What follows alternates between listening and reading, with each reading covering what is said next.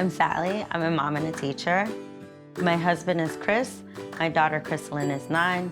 And my son, CJ, is 6. When I was growing up, there were moments where I wasn't always necessarily proud of my Mexican heritage. And so I want to make sure that I always incorporate that into our everyday. Like our family, my sister-in-law and her family, they immigrated here from Mexico. She loves to celebrate Dia de los Muertos, right? Me too. Three Kings Day.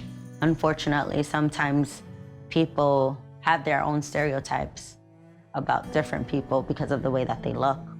Sometimes you're gonna be treated unfairly, and we want you to know that you didn't do anything wrong. You're beautiful just the way you are, and there's nothing wrong with you. And talk to us about it or talk to a teacher about it.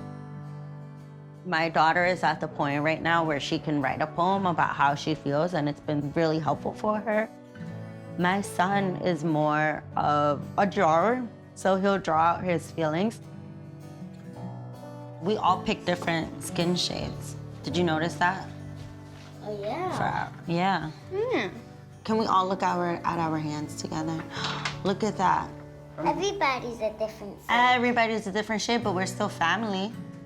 Like Titi Yolanda, right? She's Mexican and she's Black. And Abuelito, we do have, in my family, people from different backgrounds. That's often a conversation. Why are they so light-skinned and I'm not? It's just their skin complexion. It's just a little bit different than ours. Doesn't mean that they're not our family. We all look different from each other, but we all still love each other and we are there for one another. I picked this color for my skin because I think that my skin looks like that. I'm so happy, Linny, that you picked shades that look like you, that feel good for you. You know, when I was growing up, I would want myself to be lighter. Why did you always have to pick light colors? We've spoken about this before, but there's this thing called colorism. Oh, yeah. Do you remember what colorism is? Just because one person in your family is one different type of shade and somebody else says that you can't be family just because of the shade of your skin. Colorism is when you treat people differently because of the skin color that they have. It might mean that if you have lighter skin, you might get treated better than a person who has darker skin complexion. That's how I've seen it in my life growing up. Sometimes my aunts would say like, oh, lighter is better. No deberías estar tan oscura. You shouldn't be that brown. Don't be in the sun for that long.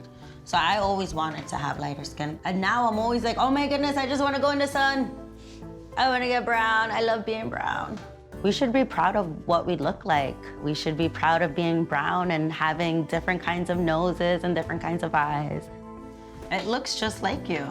You are a beautiful, beautiful shade of brown. You're not trying to change who you are, and I'm so happy about that because you don't have to change who you are. You know that? With my mom and my dad, sometimes we wouldn't talk about that stuff. You know that, CJ? But guess what? I think that we can have these conversations. Every day. Yeah, we should be having these conversations every day. I can't believe I actually just read your mind. You, you read my mind. Go ahead, keep going.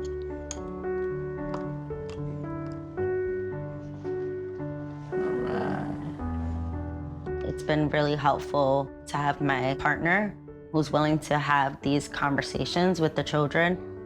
Thanks, Dad. I like that you guys are caring to each other and that you guys also speak your mind. I'm happy that we can talk because communication is very helpful for all of us. Crystalyn and CJ, there are times where we don't agree with one another, right? Yeah. And sometimes you might have disagreements with your elder, somebody who's older than you. How can we do that and be respectful? Hey, I'm sorry, but I don't agree with you. What else should you do? Take a deep breath. Because you're feeling your feelings, right? And so that you can share how you're feeling and why you're feeling that way, right?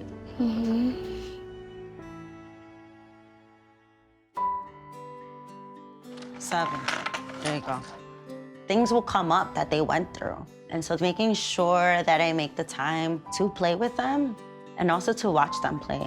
Because oftentimes children are just mimicking what they see around them or what they've gone through. So that's an easy way to like have a conversation. So the language that we use a lot is being kind and being respectful. Kindness is when you be nice to other people. Anything else? And when somebody's getting cut, you say, hey, stop. Then what's respect? Well, I've seen you, CJ, respect lots of people. When anyone is feeling sad, you always go up to them and say, are they okay? And then you give them a hug. I encourage both of my children to be upstanders by letting them know that they have a voice and that they can use it, whether that's with us or with their teachers or with their friends. Also, when I see them do something that they might not realize that's being an upstanders, I make sure that I acknowledge that, like helping a friend when they're carrying heavy things or inviting a friend over to play when they're alone. That's being an upstander. Got all these different hair types. One of my favorite things is to look at books that have different people that all look differently than what they do too, because often when I was growing up, I didn't have that. So I am very mindful in purchasing books where the people look like my children, but they also look like their various friends, that they don't just look like one group of people. I love that book. I love how passionate they are in their own unique ways. I love how when one of us is having a super strong feeling, we're able to catch that and notice it. We're so in tune with each other that we're able to hold space for one another and care for each other. The piece of advice that I would have for a parent that is embarking on this journey of having conversations about race would be to reach out, ask others, and remembering that you're not perfect and you never will be perfect. We're all just making progress. Little by little, they'll start sharing the different observations that they do and making sure that I have the space for them to feel comfortable to make that a conversation and ask the questions that they want. Now they're being able to connect the dots to the world outside of them, which is a lot of fun to see because their voices, them being able to share different stories with me and with each other is gonna make a change in the world.